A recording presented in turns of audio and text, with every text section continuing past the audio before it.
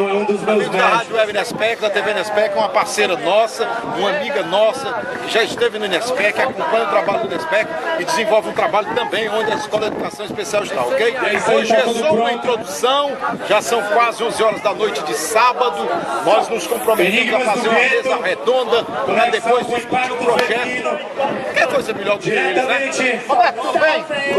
Roberto é baiano, nordeste do Brasil, ela é baiana, também, né?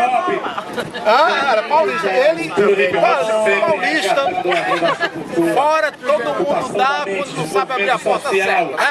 Mas estamos ligados, o importante é que estamos irmanados. Ela eu já a conheço, cidadão conhecido por telefone, é um prazer conhecê-lo pessoalmente.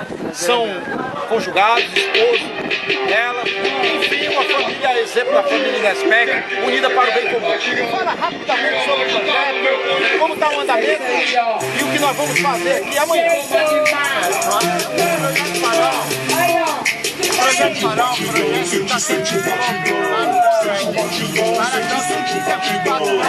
quatro elementos no hip hop. Bom, e amanhã nós vamos fazer uma atividade externa. Nós vamos trazer para participar do segundo Festival da Juventude da América Latina, a Agenda Conversa. É uma oportunidade de esses jovens poderem discutir com outros jovens do Brasil e da América Latina.